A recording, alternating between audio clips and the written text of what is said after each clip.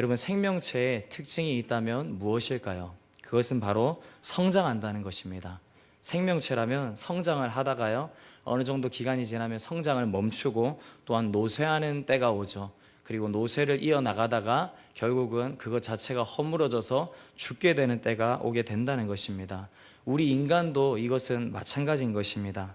이 땅에 태어나서 일정 기간 동안 성장을 거듭하다가 조금 시간이 더 지나면 점점 늙기 시작하고 결국에는 노화 방지를 위해서 이렇게 저렇게 방법을 수를 다 쓴다고 하는데 그런 노력을 기울인다 하여도 시간을 조금만 늦출 수 있을 뿐 결국 노쇠하게 되고 죽음을 맞이할 수밖에 없는 것이 저와 여러분들이라는 것입니다. 이것은 이 땅의 모든 생명체들에게 적용되는 것입니다. 모든 생명체들이 가지고 있는 생장 주기인 것이죠. 그런데 인간에게는 이러한 생장 주기가 적용되지 않는 한 가지 요소가 있는데요. 그것은 바로 인간의 영혼이라는 것입니다. 인간의 영혼이라는 것은 이러한 생명체들에게 적용되는 육체의 성장과는 차이점을 분명히 가지고 있습니다. 인간의 영혼은요, 날 때부터 성장을 하는 것이 아닙니다. 사실상 날 때는 죽어있는 상태가 오히려 적절한 표현입니다. 하나님을 만나게 된 그때부터 영혼이 새 생명을 얻게 되는 것이고요. 그 시점부터 성숙을 거듭하게 된다는 것이죠. 뿐만 아니라 육체는 시간이 지나서 노쇠하는 지경에 이르게 되지만 사람의 영혼은요, 노쇠하지 않고 끊임없이 성장하고 성숙할 수가 있다는 것입니다. 영혼이 성숙해지는 것, 이것을 가리켜서 저는 오늘 여러분들에게 신앙의 자람, 신앙의 성숙이라고 말씀드리고 싶습니다. 그런데 그렇게 모든 사람들이 신앙의 연수가 쌓여가면 쌓여갈수록 신앙이 순조롭게 성숙을 하면 좋겠는데 안타깝게도 성숙하지 못한 상태로 그대로 방치되거나 오히려 후퇴하는 경우들도 허다하다는 것입니다. 이러한 신앙의 미성숙은요, 분명 하나님께서도 기뻐하지 않으시겠지만 본인 자체에게도 크나큰 손해인 것입니다. 그러므로 우리는 끊임없이 믿음의 성장, 신앙의 성숙을 추구해 나가야만 하는 줄로 믿으시기 바랍니다. 그러할 때 우리의 신앙 더욱 풍성해지고 아름다워지게 될 것입니다. 이왕 신앙생활을 우리가 이 땅 가운데서 해나간다면 어중이 떠중이 격으로 해나가는 것이 아니라 제대로, 아주 제대로 하는 까닭에 날로 신앙의 성숙을 이룰 수 있게 되기를 간절히 원합니다. 오늘 함께 읽은 본문을 통해서요, 신앙 성숙을 이룸에 있어서 모델과 같은 존재로 한 사람을 제시하고 싶습니다. 그 사람은 바로 바르실레입니다. 그에 관한 기록이 성경에 자세히 나와 있지는 않습니다. 그런데 언급되어져 있는 것을 토대로 그에 대해 나름 살펴보는 것은 가능한데요.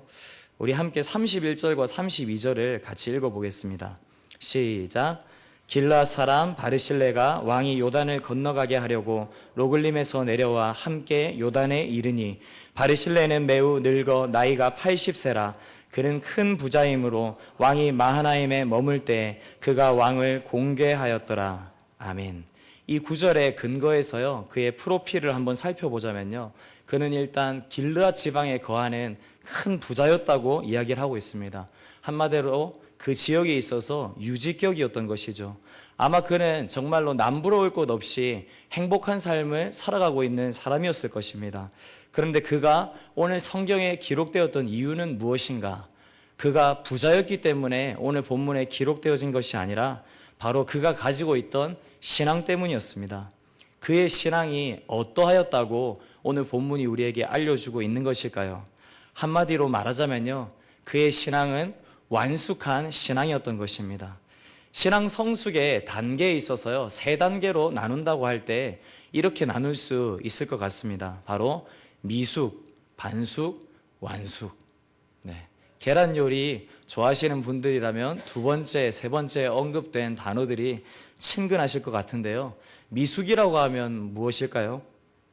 네, 미성숙한 단계를 가리키는 말이죠. 그런가 하면 반숙이라면 조금은 성숙했지만 아직 완전히 충분히 성장하지 못한 상태를 가리키는 것입니다. 그리고 완숙이라고 하면 이제 충분히 성장을 했고 성숙한 상태에 이른 것을 표현할 수가 있을 것입니다. 사랑하는 성도님 여러분, 계란을 익혀 먹을 때는요, 반숙이 좋을지 몰라도 우리의 신앙은 무조건 완숙이 좋은 줄로 믿으시기 바랍니다. 저와 여러분들의 신앙이 완숙한 신앙 되기 원합니다. 완숙한 신앙이 되어서 완숙한 신앙생활을 우리 인생의 목표로 설정하고 살아갈 때 하나님 부어주시는 큰 축복이 우리 삶에 임하게 될 줄로 믿습니다. 본문에 나타난 바르실레의 모습을 통해서요, 우리는 완숙한 신앙이 무엇인지에 대해 그 기준을 잡아볼 수가 있습니다. 첫 번째로 완숙한 신앙의 기준 무엇인가? 바로 순수한 헌신의 모습이라는 것입니다. 오늘 본문에 등장한 바르실레는요, 진정 순수한 헌신의 사람이었습니다. 사랑하는 여러분, 이 자리에 있는 여러분들에게 헌신이라는 단어는 어떤 느낌으로 다가오십니까? 아마 이 헌신이라는 단어에 대해서 대부분의 사람들이 부담스럽게 느낄 것입니다. 왜 그러냐면 헌신이라는 것은 그 말 자체로 몸과 마음을 바친다는 의미를 가지고 있기 때문이죠. 쉽게 이야기해서 자신의 것을 스스로 희생하겠다는 의미를 가지고 있기 때문인 것입니다. 따라서 이 헌신이라는 말을 내뱉는 것에 있어서 신앙이 미성숙한 사람은요, 자기의 입으로 결코 쉽게 내뱉지 못합니다. 왜냐하니까 생각하면 생각할수록 그것은 자기에게 손해가 된다고 느껴지기 때문인 것이죠. 신앙이 미숙한 단계에서는 헌신이 대단히 부담되는 이유, 그것이 바로 정확히 말해서는 자기 중심적인 마음이 크기 때문인 것입니다. 미숙한 단계에 있으면요, 어떻게 해서든지 자기에게 이익이 되는 것만 추구하려고 합니다. 조금이라도 자기에게 손해가 미칠 것 같으면 거들떠 보지 않는다는 거죠. 그래서 이러한 상태에 있으면요, 사실 기도를 한다고 해도 계속 하나님께 달라 그렇게 무언가를 달라는 요청만 하고 그치게 됩니다. 그런데 그러다가 조금 성숙하게 돼서 신앙의 반숙의 단계가 되면 어떻게 될까요? 바로 그제서야 하나님의 은혜를 조금씩 알아가게 된다는 것입니다. 그리고 하나님 앞에 헌신을 도모하기 시작하게 된다는 것이죠. 그런데 아쉬운 것은 여전히 헌신하고자 하는 마음은 있다 할지라도 받고자 하는 마음이 헌신의 마음보다도 더 강한 상태라는 것입니다.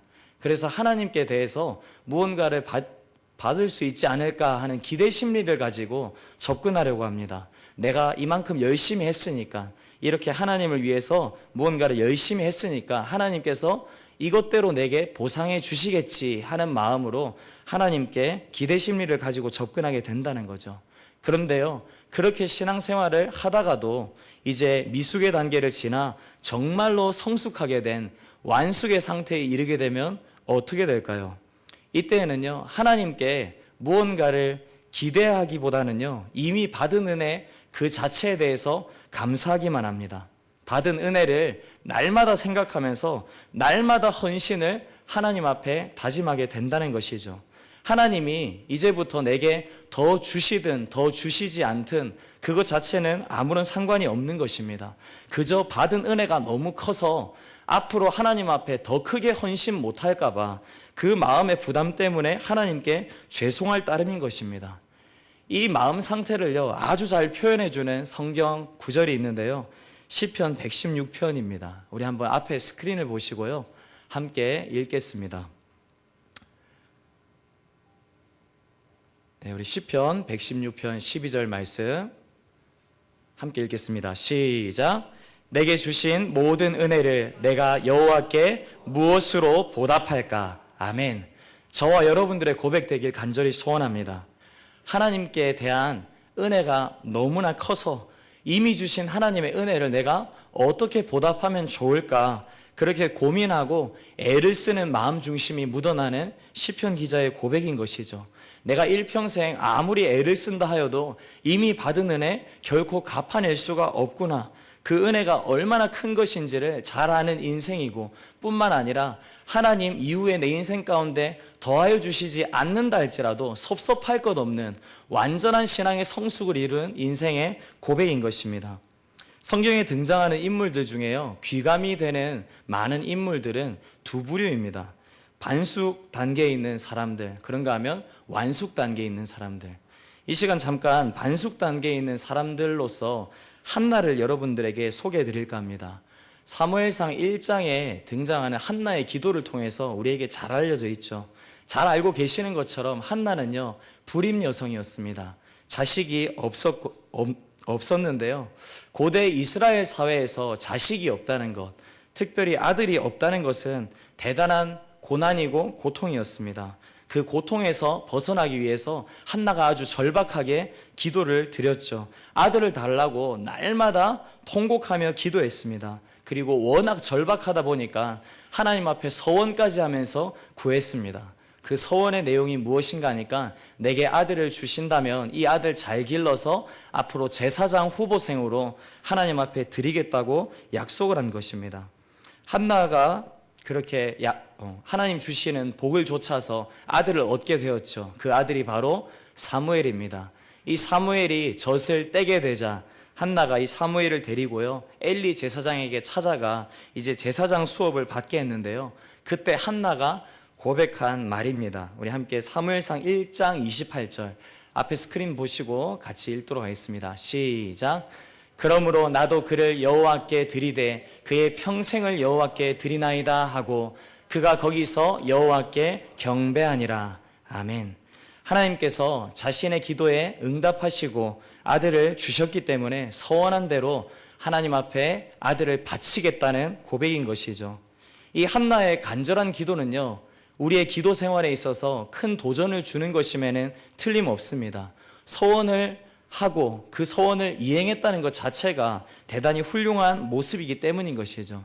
많은 사람들이 신앙의 미숙 상태에 있을 때 하나님 앞에 함부로 서원 기도를 할 때가 있습니다. 그런데 막상 하나님께서 그거 허락하여 주시면 그 이후에는 서원했던 거 다 잊어버리고 지키지 못하는 경우들이 우리 주변에도 있습니다. 그러한 우리의 연약함들을 감안할 때 한나가 서원 기도를 올려드리고 그 서원을 이행했다는 것 자체는 대단히 훌륭한 것이죠. 그런데 엄밀히 말해서 조건을 제시하면서 하나님 앞에 기도했다는 것 자체는 온전한 헌신의 모습과는 거리가 있다는 것입니다. 아마 한나가 말년에는 신앙이 성숙해서 다른 모습으로 변모했을 수도 있습니다. 그런데 일단 사무엘상 1장에 나타나는 내용만을 근거해서 본다면 한나는 신앙의 반숙 상태에 머물고 있었구나, 그렇게 생각하게 된다는 것이죠. 여기서 더 성숙하게 되면 이제 어떻게 될까요? 바로 하나님이 주시든 안 주시든 상관없이, 조건이 좋아지든 말든 상관없이 전적으로 순수하게 헌신하게 되는 것입니다. 그게 바로 완숙 단계인데요. 이 완숙 단계에 있었던 신앙의 인물들로서 다니엘 3장에 등장하는 다니엘의 세 친구를 잠깐 말씀드리고 싶습니다. 배경 자체는 바벨론 포로 시기였습니다. 그때 바벨론의 느부갓네살 왕이 금 신상을 세우고 온 백성들에게 절을 시키는 국가 행사를 거행하고 있었습니다. 그때 그 세 친구들은 그 신상 앞에 절하지 않았죠. 그러한 까닭에 왕 앞으로 끌려가게 되었고 왕이 그들에게 마지막 한 번의 기회를 준다며 협박을 했었습니다. 이제까지 너네들이 절하지 않은 것은 내가 봐줄 테니까 이제부터 절해라. 그런데도 절하지 않으면 너네 셋 다 화형시켜버리겠다, 그렇게 이야기를 했습니다. 그런데 그때 그들의 대응이 어떠했는가? 우리 함께 스크린 보시면서 다니엘 3장 18절 읽겠습니다. 시작. 그렇게 하지 아니하실지라도 왕이여, 우리가 왕의 신들을 섬기지도 아니하고 왕이 세우신 금신상에게 절하지도 아니할 줄을 아옵소서. 아멘. 이들의 고백은요, 하나님께서 분명히 그들을 구해 주시겠지만 설사 그렇지 않다 할지라도 하나님을 배반하지 않겠고 절대로 우상 숭배하지 않겠다, 그렇게 선언했다는 것입니다. 결과적으로는 하나님께서 그들을 귀히 보시고요, 털끝 하나 상하지 않도록 지켜보아 주셨습니다. 그런데요, 그들은 이미 그 고백을 내뱉을 그 당시에 하나님께 목숨을 바치는 순수한 헌신을 하고 만 것입니다. 목숨을 잃어버리더라도 내가 하나님께 감사하겠다는 그 고백을 드림으로써 하나님 앞에 순수한 헌신의 모습을 완전하게 드렸다는 것이죠. 이것은 바로 신앙의 완숙의 단계, 완전한 성숙의 단계에서만 가능한 순수한 헌신의 모습인 것입니다. 그런데 오늘 본문에 등장한 바르실레도요, 바로 이러한 완숙의 신앙인이었습니다. 우리 함께 32절을 읽겠습니다. 시작. 바르실레는 매우 늙어 나이가 80세라. 그는 큰 부자이므로 왕이 마하나임에 머물 때 그가 왕을 공개하였더라. 아멘. 사무엘하 17장 27절 이하에 보면요, 한 이야기가 등장하죠. 뭔가 하니까 다윗 왕이 반역으로 인해서 내쫓김을 당하게 되는 사건입니다. 반역을 한 인물은 다름 아닌 다윗의 아들 압살롬이었습니다. 압살롬의 반역으로 인해서 다윗이 궁궐에서 나와 피신하고 마하나임에 머물고 있을 때였습니다. 쉽게 말해서 마하나임에 임시 망명 정부가 설립이 됐던 거죠. 당시 다윗과 그 일행이 얼마나 크나큰 곤경에 처했는지 모릅니다. 압살롬의 반역이 얼마나 거셌는지 민심이 다 돌아서 버렸고요. 그들을 도와주려는 사람도 없었습니다. 물자도 너무나 부족한 상태였죠. 바로 그러한 위기 상황에서 바르실레가 찾아왔던 것입니다. 그리고 그 바르실레가 큰 도움을 주었는데요. 바로 그들에게 야영에 필요한 침구, 담요, 솥, 질그릇, 각종 곡물 등 그렇게 식료품들을 공급해 줌으로써 그들을 섬겼다는 것입니다. 바르실레의 그 헌신 덕분에요, 다윗 일행은 어려운 때를 무사히 넘길 수가 있었습니다. 그리고 그러는 동안에 압살롬의 반란군도 진압되게 되었죠. 오늘 본문의 내용은요, 그 일이 있었던 후에 다윗 왕이 요단강을 이제 다시 건너서 환궁하는 장면인데요. 바르실레는 다윗의 환궁 소식을 듣고요, 80세라는 노구를 이끌고 요단 강가로 나오게 됩니다. 그 이유는요, 순수히 왕의 환궁을 기뻐하는 마음 한 가지였습니다. 순수하게 기쁜 마음으로 다윗 왕을 전송하고자 하는 것이 그의 목적이었던 것이죠. 31장 상반 부분을 보면요, 다윗이 압살롬을 피하여 도망하였을 당시에 다윗에 대해서 거들떠 보지도 않고 오히려 심의처럼 왕을 욕하며 저주하는 사람들도 있었습니다. 그런데 그러한 사람들까지도 다윗이 환궁을 한다고 하니까 눈도장 좀 찍어 보려고 지금 이 현장에 나와 있는 상태입니다. 그런데 바르실레가 그곳에 온 이유는 전혀 그들과는 달랐습니다. 그래서 다윗은 그를 보자마자 너무 반가워하면서 예루살렘에 함께 가자고 이야기를 하고 있는 것이죠. 그렇게 자신과 함께 예루살렘에 가게 되면 내가 너의 노후를 책임지겠다. 너의 노후 동안에 내가 왕궁에서 잘 모시겠다. 그렇게 이야기를 하고 있다는 겁니다. 그런데 그 말을 들은 바르실레의 반응은 또 무엇이었는가? 우리 함께 34절 읽어보겠습니다. 시작. 바르실레가 왕께 아뢰되 내 생명의 날이 얼마나 있사옵기에 어찌 왕과 함께 예루살렘으로 올라가리이까. 그리고 우리 36절도 한번 읽어보겠습니다. 당신의 종은 왕을 모시고 요단을 건너려는 것뿐이거늘 왕께서 어찌하여 이 같은 상으로 내게 갚으려 하시나이까. 아멘. 바르실레의 모습은요, 정말로 아무것도 바라지 않고 순수하게 충성과 헌신을 다짐하는 모습인 것입니다. 그런데 그가 이러한 모습을 보이게 되었던 것은 단순히 인간 왕 다윗을 향한 것이 아니었습니다. 바로 하나님께서 친히 기름 부어 세우신 왕이기에 하나님을 섬기는 마음 그 자체로 다윗 왕에게 행했던 것입니다. 결국 이것은 무엇입니까?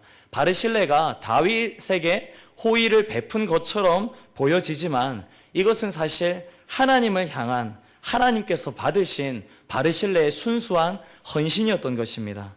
참 감사한 것은요, 우리 교회 안에 많은 성도님들의 모습 가운데도 이 순수한 헌신의 모습들이 있다는 것입니다. 어떤 때는 목회자인 제 스스로 그 모습을 볼 때 제 모습과 비교하게 되어 제 모습이 부족하게 보여서 부끄러워질 정도의 순수한 헌신의 모습을 지니고 계신 분들을 제가 볼 때도 있습니다. 목사인 제가 볼 때도 마음이 그렇거늘 우리 하나님께서 그분들을 보실 때 얼마나 마음이 기쁘시겠습니까? 아마 하늘에서 춤추실 것 같습니다. 여러분, 우리 교회 1층에 보면요, 많은 게시물들이 있는데 특별히 1교육관 그 옆쪽 벽에 보면 록펠러의 신앙계명이 액자로 게시되어 있죠. 거기 보면 목사님을 하나님 다음으로 섬겨라 이런 거 있습니다. 이것을 대하실 때 여러분들 마음 혹시 어떠셨는지요? 아마 우리 교회는 대체적으로 그래, 목사님을 존경하고 섬기는 것은 당연하지, 목사님을 잘 섬겨야 돼 하시는 분들이 많을 것 같습니다. 그런데 그 중에는 혹 이런 분들도 계시지 않을까 생각하게 됩니다. 참나 목사님이 뭐 하나님인가? 왜 하나님 다음으로 섬기라 그래? 아마 이런 마음으로 대하시는 분들은요, 아마도 오늘날의 매스컴을 통해서 여과 없이 보도되어지고 전달된 목회자의 연약한 부분들을 하도 많이 접한 까닭에 자신의 의도와 상관없이 목회자에 대한 반감을 품게 되었기 때문이지 않을까 생각이 됩니다. 그런데 여러분, 인간이 가지고 있는 그 연약함 자체를 분명히 안고 있는 목회자임에는 틀림없습니다. 그래서 때로는 실망스러운 모습을 안겨줄 때도 있는 것이죠. 그런데요, 이것 한 가지를 분명히 알고 계셔야 됩니다. 목회자들은 그 누구보다도요, 하나님 앞에 순수한 헌신의 고백을 드린 자들이라는 것입니다. 그래서요, 하나님의 일을 위해서 인생, 가족, 재산할 것 없이 인생을 송두리째 내어 던져버린 그 삶을 결단하고 그렇게 살아나가고 있으며 또 그렇게 계속 살아나가려고 무진장 애를 쓰고 있는 자들이라는 것입니다. 소원합니다. 이런 목회자들의 마음 중심을 헤아릴 수 있는 여러분들 되시길 주님의 이름으로 축복합니다. 그들을 존경하고 섬길 수 있는 여러분들 되실 때에요, 우리 하나님께서 여러분들의 그 모습을 기쁘게 받아주실 것입니다. 그리고요, 목회자분들을 섬기실 때 사람 그 자체를 섬긴다고 생각하지 마시기 바랍니다. 하나님을 향한 순수한 헌신의 마음으로 그들을 섬기시기 바랍니다. 그것이 바로 여러분들에게 복이 될 것입니다. 그 마음, 그 자세가요, 우리 질서의 하나님께서 몸된 교회 안에서 찾고 계시는 너무나도 귀한 모습입니다. 그 마음이 얼마나 선한 마음인지 모릅니다. 그 마음으로 헌신하는 여러분들을 우리 하나님께서는 잊지 않고 기억하실 것입니다. 다윗의 시대뿐만 아니라요, 오늘날에도 여전히 주의 종들을 향한 그 순수한 헌신은요, 분명 하나님께서 친히 기뻐 받으시는 헌신인 것입니다. 어느 가정의 일화입니다. 엄마가 외출 준비로 아주 많이 바빴나 봅니다. 너무 바빠서 아들에게 1,000원을 이렇게 쥐어주면서 엄마 구두 좀 닦아줘, 그렇게 이야기를 했습니다. 1,000원을 손에 쥐게 된 아들이 구두를 닦았습니다. 그리고 이제 엄마가 외출하려고 구두를 신는데 뭔가 발이 이상한 것입니다. 그래서 신발을 벗어서 구두 안을 봤더니 1,000원짜리가 들어 있었습니다. 그리고 조그만한 쪽지도 있었는데요, 그 쪽지에는 비뚤비뚤하게 적힌 글씨로 이렇게 적혀 있었다고 합니다. 엄마, 이 돈 필요 없어요. 도로 가지세요. 저는 그냥 엄마를 사랑해서 즐거운 마음으로 했을 뿐이에요. 이 엄마가요, 그 글을 읽고요, 눈시울이 붉어졌다고 합니다. 작은 일화이지만 순수한 헌신의 자세가 무엇인지를 우리에게 정확하게 알려주고 있는 내용인 것이죠.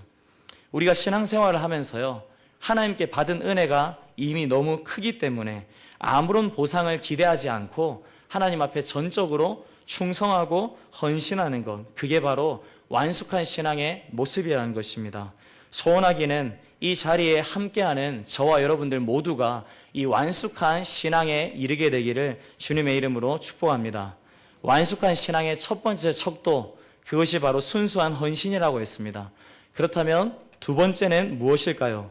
완숙한 신앙의 척도, 그 두 번째는 바로 성화된 인격인 것입니다. 이 바르실레는요, 순수한 헌신뿐만 아니라 성화된 인격을 갖추고 있었던 사람입니다.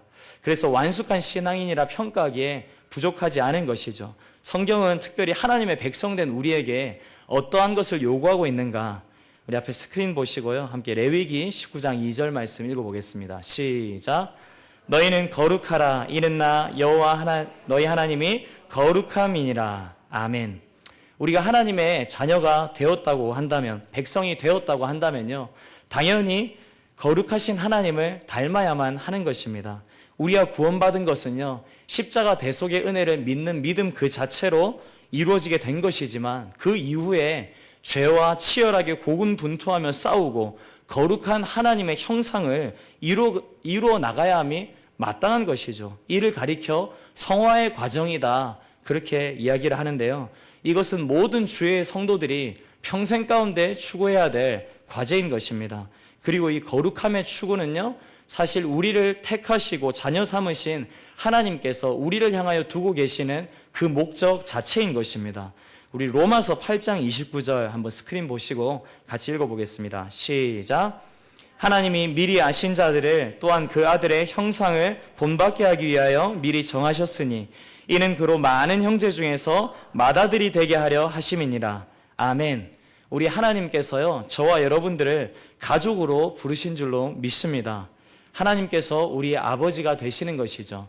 그런가 하면 우리의 예수님은요, 우리의 큰 형님, 큰 오빠 되시고요, 우리는 함께 하나님의 자녀가 되었고 예수 그리스도께는 동생들인 것입니다. 그러므로 가족들이 함께 살아가면서 자연스럽게 닮아가게 되어 있듯이 저와 여러분들은 하나님의 형상을 나날이 더 닮아가야 할 줄로 믿습니다. 예수 그리스도의 성품으로 날마다 성화되어져야 함이 우리의 마땅한 모습이라는 것입니다. 그게 바로 하나님의 가족에 걸맞은 인격인 것입니다. 우리는 신앙의 연조가요, 길어질수록 나이가 들수록 성화된 인격이 되어야만 합니다. 비록 육신은 세월이 가면서 노쇠해진다 할지라도, 늙어진다 할지라도 우리의 영혼은 날마다 새로워지고 더욱더 순수해, 인격도 더욱 아름다워져야 한다는 것이죠. 그래서 바울이 이렇게 고백하고 있는데요, 우리 고린도후서 4장 16절 말씀 한번 같이 읽어보겠습니다. 시작. 그러므로 우리가 낙심하지 아니하노니 우리의 겉사람은 낡아지나 우리의 속사람은 날로 새로워지도다. 아멘. 바르실레는요, 참으로 거룩하고 아름다운 인격의 소유자였습니다. 그가 다윗 앞에 이렇게 고백했는데요, 오늘 본문 36절도 함께 읽어보겠습니다. 시작. 36절 한번 읽어보겠습니다. 시작.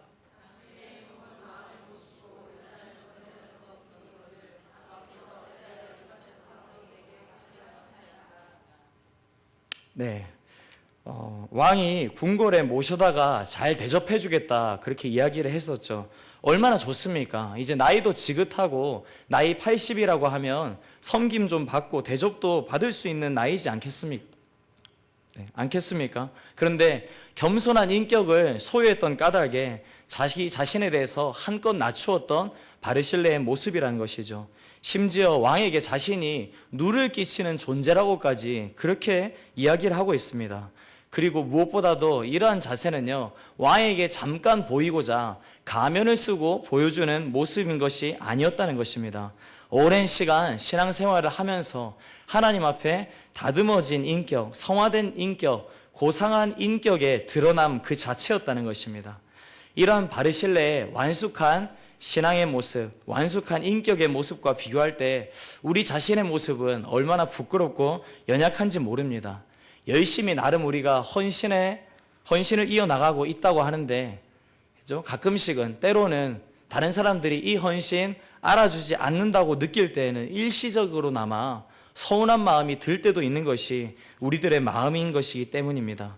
그러나 우리는요, 포기하지 않고 완숙한 신앙을 우리 평생의 목표로 삼아야만 하는 줄로 믿으시기 바랍니다. 인간이 가지고 있는 연약한 것 중에요, 매너리즘이라는 거 있죠. 신앙생활 오래 하다 보면요, 나 자신도 모르게 매너리즘이라는 것에 빠질 때가 있습니다. 그렇게 되면 우리의 신앙이 완숙에 이르게 되는 길을 가는 것이 아니라 반숙의 상태에만 그저 머물게 되는 것입니다. 소원하기는요, 함께 우리가 열심을 다해서 믿음의 행진을 이어나갔으면 좋겠습니다. 그리하여 완숙한 신앙인의 자리까지 함께 나아가는데 성공할 수 있게 되기를 주님의 이름으로 축원합니다. 이와 같은 바르실레의 모습을 보시고요, 우리 하나님 정말 기뻐하셨습니다. 다윗이 바르실레에게 후에 어떻게 대우했는지를 보면 명확히 드러나는데요, 우리 38절과 39절도 읽어보겠습니다. 시작. 왕이 대답하되 기맘이 나와 함께 건너가리니 나는 내가 좋아하는 대로 그에게 베풀겠고 또 내가 내게 구하는 것은 다 너를 위하여 시행하리라 하니라. 백성이 다 요단을 건너매 왕도 건너가서 왕이 바르실레에게 입을 맞추고 그에게 복을 비니 그가 자기 곳으로 돌아가니라. 아멘. 다윗이 바르실레에게 궁궐로 같이 가자고 계속적으로 강권하니까 바르실레는 마지못해 그러면 저 대신 기맘을 데리고 가십시오 그렇게 이야기를 합니다. 그래서 다윗이 그 바르실레의 청을 받아들이고요, 그에게 입을 맞추며 축복을 하죠. 그런데 여기서 중요한 것 한 가지가 있습니다, 여러분. 이것은 단순히 인간 왕 다윗이 자신의 마음으로 그저 바르실레를 축복한 것에 지나는 것이 아니라는 것입니다. 이것은 하나님께서 친히 기름 부어 세우신 다윗 왕을 통해 베풀어진 하나님의 축복이고 영광이라는 것입니다. 후일 다윗이 임종시에요, 솔로몬에게 유언을 남기는데요, 바르실레에 관한 언급이 등장하고 있습니다. 우리 열왕기상 2장 7절의 말씀 한번 같이 읽어보겠습니다. 시작. 마땅히 길르앗 바르실레의 아들들에게 은총을 베풀어 그들이 내 상에서 먹는 자 중에 참여하게 하라. 내가 내 형 압살롬의 낯을 피하여 도망할 때 그들이 내게 왔느니라. 아멘. 사랑하는 여러분, 이 마음이요 또한 목회자들의 마음인 것입니다. 여러분, 목회자들이 임종시에요, 누가 생각나실 것 같습니까? 일가 친척 생각날까요? 아니면 자식들에게 물려줄 유산 뭐 있나 생각할까요? 전혀 그렇지 않습니다. 목회자들은요, 목회하는 평생 나와 뜻을 같이 하며 순수한 헌신으로 섬겨주었던 그 사람들 생각합니다. 그들에게 자신이 일평생 사는 동안 받았던 섬김을 생각할 때 어떻게 그 같은 과분한 섬김이 내 인생에 베풀어졌는가 회고를 하면서 그 섬김을 받은 자신 자체를요, 하나님 앞에 대단히 민망히 여깁니다. 그 생각 때문에 눈물 짓고요, 그들을 위해 마지막까지 축복의 기도를 하다가 하늘로 떠나가는 것이 목회자의 임종시의 모습이라는 것입니다. 그리고 저희 아버님도 그 눈물의 기도를 올려드리면서 소천을 하셨고요. 다윗은 바르실레의 이 헌신을 기억하면서요, 솔로몬에게 두고두고 갚으라 그렇게 유언을 합니다. 이처럼 하나님 앞에 순수하게 헌신하는 사람, 그리고 하나님을 닮아서 성화된 인격을 가진 사람은요, 우리 하나님께서 기뻐하시는 것입니다. 본인은 당연히 축복하시고요, 뿐만 아니라 그들의 후손들까지도 하나님께서 축복하시는 것입니다. 이것을 너무나도 잘 알고 있고 일평생 다 보아왔던 다윗이 그의 말년에 이렇게 증거합니다. 우리 시편 37편 한번 같이 읽어보겠습니다. 시작. 내가 어려서부터 늙기까지 의인이 버림을 당하거나 그의 자손이 걸식함을 보지 못하였도다. 그는 종일토록 은혜를 베풀고 구워주니 그의 자손이 복을 받는도다. 아멘. 다윗이 평생을 회고하면서요, 궁극적으로 내뱉은 고백인 것입니다. 의인은 결국에 반드시 잘되게 되어 있다는 것이죠. 바로 완숙한 신앙인들에게 반드시 축복이 베풀어지게 될 것임을 말하고 있는 것입니다. 그런가 하면 출애굽기 20장 6절에도 이런 구절이 있는데요, 우리 같이 읽어보겠습니다. 시작. 나를 사랑하고 내 계명을 지키는 자에게는 천대까지 은혜를 베푸느니라. 아멘. 할렐루야. 말씀대로 사는 완숙한 신앙인들에게 우리 하나님께서요, 그 자신뿐만 아니라 자자손손 축복을 보장하시는 하나님이신 줄로 믿으시기 바랍니다. 하나님의 선대하심이 오늘 이 시간, 이 시대를 살아가면서 여러분들이 드리는 순수한 헌신, 그 축복의 씨앗을 통해 여러분들에게 뿐만 아니라 자녀에게도 흘러가게 하신다는 것입니다. 그리고 이 순수한 헌신의 주인공들은 무엇보다도 천국에서 영원히 빛나는 영광을 얻게 될 것이라는 것입니다. 말씀을 맺겠습니다. 여러분, 대단히 무더운 여름을 우리가 지금 잘 지나고 있습니다. 근데 이 여름도 벌써 이제 끝자락이 가까이 왔습니다. 이제 이 여름이 가고 나면 가을이 올 것입니다. 가을 하면 결실의 계절이라고 우리가 잘 알고 있죠. 이 결실의 계절을 맞이하기 전에 우리 신앙의 상태를 미리 내다볼 수 있는 해안이 우리 모두에게 있었으면 좋겠습니다. 세월은 가고 신앙의 연조는 그렇게 길어져 가는데 오늘 이 시간 나의 신앙의 상태는 어떠한가? 오곡백과가 무르익고 거두어 드리게 되는 이때를 우리가 곧 맞이하게 될 텐데 내 신앙의 상태를 그 시절, 그 계절에 회고하면서 내가 보람되게 느낄 만한 것은 어떤 것이 있을까 미리 생각해 보아야만 한다는 것입니다. 내 신앙은 혹시 아직도 미숙한 단계, 그게 아니라면 반숙한 단계에 그저 머물고만 있지 않은가 생각해야만 한다는 것이죠. 소원합니다. 우리 사랑제일교회 성도님들 모두가 본문에 나온 바르실레처럼 완숙한 신앙을 향하여서 계속적으로 정진하는 복이 있으시기를 원합니다. 그렇게 순수한 헌신과 성화된 인격을 갖추게 되는 저와 여러분들 되는 까닭에 하나님 허락하여 주시는 인생의 복이 상반기보다 하반기 가운데 더욱 크게 베풀어지게 되기를 주님의 이름으로 축복합니다.